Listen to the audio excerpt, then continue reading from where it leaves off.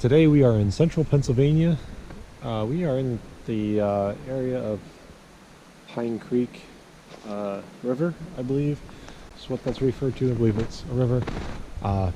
But we're south of where the Pennsylvania Grand Canyon is.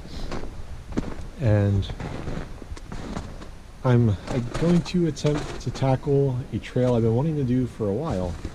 And it's the Golden Eagle Trail.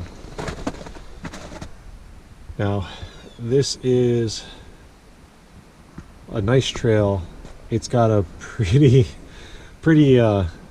steep climb in two sections. It's got a really nice overlook known as the Raven's Horn. That's highly recommended in our state. One thing that is a little bit rough in this area are timber rattlesnakes. This area is really known for having a high concentration of them, and I don't really think I'm gonna have to worry about that too much today with all the snow and how cold it is.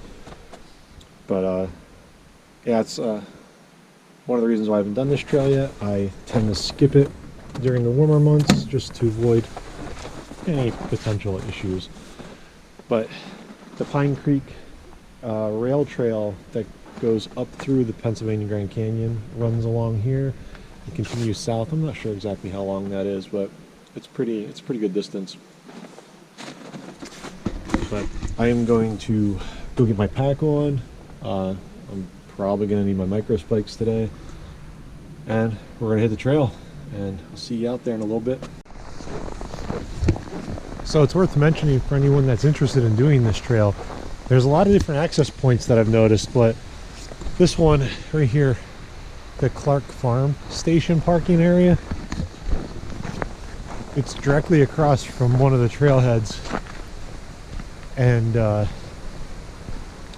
this is only 4/10 of a mile to get to the actual trail. One of the other nearby ones to this area, I think, is over 2 miles. So we're going to be hiking along Wolf Run, and we got 4/10 to our access point.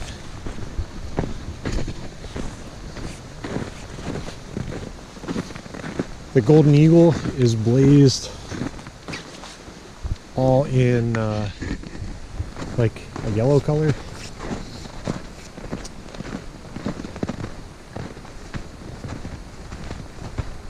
And people have definitely been out here hiking, so it's pretty cool. I do know that to start off the trail, I'm gonna be climbing a little bit, so I might not film too much right off the bat. Just wanted to show you guys the trailhead area for anyone that might want to also hike this trail. We've reached the 0.4 miles where our trail junction is. Now, this whole trail with the surrounding trails can be made into roughly an 11-mile loop. With the conditions today and how the water rate's flowing, I don't know if I'm going to do the whole loop. And I got a little bit later of a start today than I would have liked. But going this way, for the next 2 miles, there's random stream crossings. And if I'm going to do the loop, I'm going to come back that way, because coming back that way is sort of like a gradual sloping downward hike. Be a lot easier on the body, like kind of like more of like a nice cool down section to the hike. And this way we're going to go up to Raven's Horn and one of the other vistas that I can't quite remember off the top of my head, but this is going to get the first major climb of the hike out of the way, like right now, and that's the way we're going to go. And judging by the trail, actually, it doesn't look like a lot of people have hiked there, but we definitely see tracks where people have at least gone up to the Raven's Horn and back. But all right, here we go.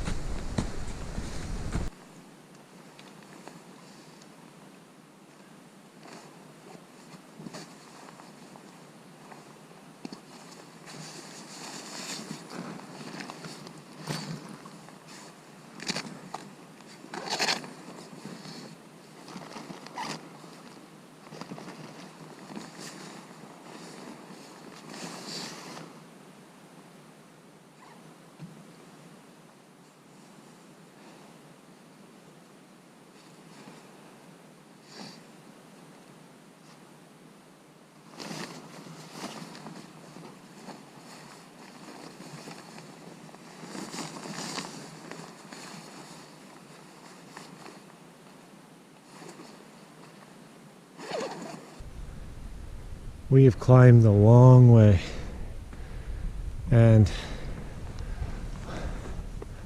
we still have some more to do. Okay, so here's what we're looking at the moment. Just got to the first vista point. We're gonna go down onto this ridge here in a little bit, and that'll be the Ravenshorn Overlook.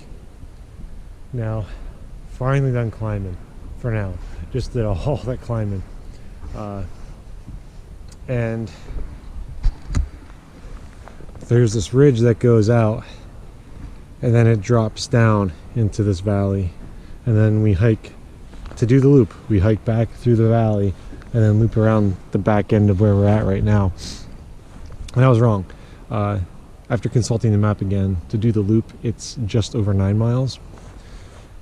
And it's a little bit after noon right now, so I might finish it out because I only have like 7 more miles to do. But anyway, when I get down here, there's a Junction Trail that if I get to the bottom and I'm not feeling like doing the loop, I can use the rail trail to walk back to where I parked. The trail goes down that way. But yeah.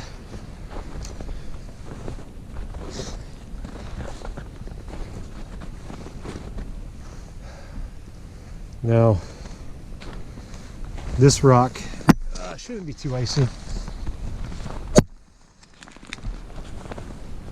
There you go. That is the view off of Ravenshorn. I'm not gonna climb up onto it, obviously. It's way too coated and it's a little foolish.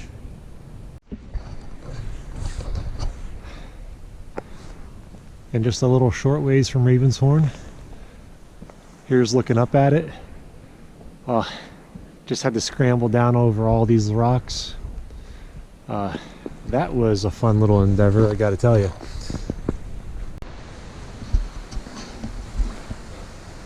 So we are down off of the ridge now. Right back that way is where we joined on to this part of the trail. If we were to go straight down and follow the ridge line down with the creek, we would find ourselves back at the road. But I would like to push on and do this loop completely. It's only somewhere between 6.5 to 7 miles left. I have plenty of daylight left, so figure from here I made the drive, might as well go for it, right?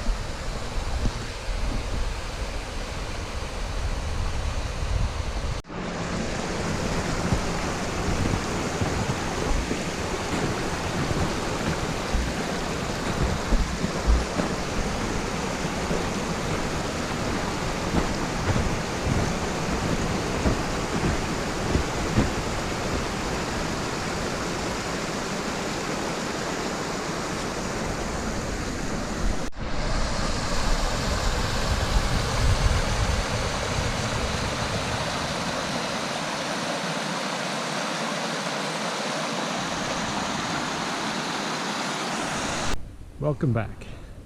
Figured I'd give you guys a little situation update. Don't mind if the camera's a little shaky. Wow, I just finished that long extended climb. I really didn't film a lot. I took a few pictures. It was hard. It was really hard with this snow and making first tracks. Oof, it's really tiring. Sometimes it's easy to forget how tiring hiking in the snow can really be. But that is like roughly 3 miles worth of trail, that section. Now, the elevation gain wasn't too bad. It was mostly gradual, and there was a few rough spots. What made it hard is they are not joking when they talk about stream crossings. That section, there are tons and tons of stream crossings. You're hiking on the stream bed at one point. That drastically slowed my pace. I was not expecting that at all. Usually when they say water crossings, you know, you expect water crossings, but not to that level. So if you plan to hike here, the water crossing warning is understated because there's big sections of the trail so far that are all about the water. Our current elevation. I'm a little concerned about my time. It is almost 3:30 and I have like about 3 miles left, which isn't a problem.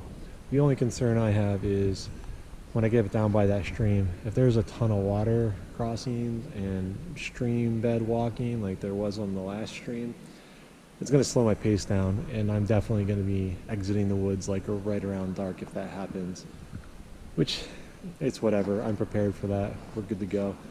But just rather not hike out in the dark. But anyway, I'm going to get you guys away. I'm going to grab a quick snack and keep going so I can try and beat the sun. Man, I have to say, this trail whooped me. It really did. I am tired. I was not expecting all the water crossings, so whichever way you go, you've got water crossings to deal with. You've got some stream bed walking. If it's really wet and there's a lot of runoff, you might want to skip this unless you don't mind it and everything. If you do not have confidence with water crossings, you might also want to skip this trail because you're going to be doing a lot of it. The water crossings, they did slow me down a lot, which I expected that to happen. But overall, the trail is really fun. The vistas are really nice. I know I'm saying more than I probably should. I'm tired though. But it's beautiful out here. So the Golden Eagle Trail, there's a few places that you can jump onto it with connector trails. This part right here, there's only like 4/10 of a mile to hike to where you meet the Golden Eagle, and it's really not bad. Now they claim that the Golden Eagle is like just over 9 miles, like 9.3 or something like that, and it felt like more than that. And I'm gonna bring up my app here while I'm talking to you guys. Yeah, so I'm looking at like 10.2 miles, but that's okay. I'm not going to complain about a little extra mileage.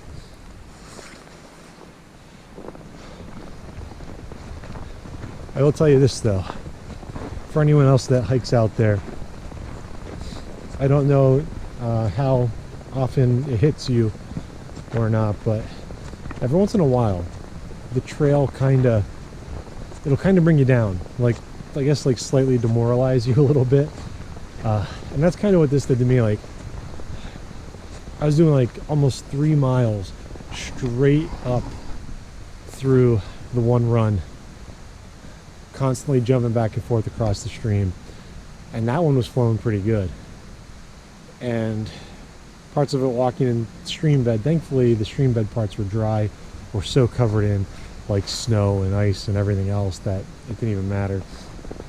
But it felt like I was hiking forever. It felt like I was hiking, it felt like I was climbing the way I do in the Catskills. But when the trail does that to you, when the trail really starts getting to you and you're just like, come on, where's that plateau, where's that summit, I find that usually you're rewarded pretty nicely, and that's one of the things I love. Hiking up that stream, that was rough, and everything, but getting up to the vistas was really nice, and then coming down into the other stream bed for the return part of the loop, that was a lot of fun too. Which, by the way, I hiked this counterclockwise. I honestly don't know which way would be better, clockwise or counterclockwise, because my ascent the second time was long and gradual for the most part, but if I were to hike it the other way, I'd have like a sort of a gradual climb, but I would also have two really steep ones. And the way I hiked it, I only had one really steep one, but again, it was a little bit prolonged. But yeah, so if you want to hike here, definitely check out the elevation and just pick a route that works for you. But I'm gonna get out of here, warm up my car, and get some food. Hope you guys enjoyed coming along. I'll see you guys next time.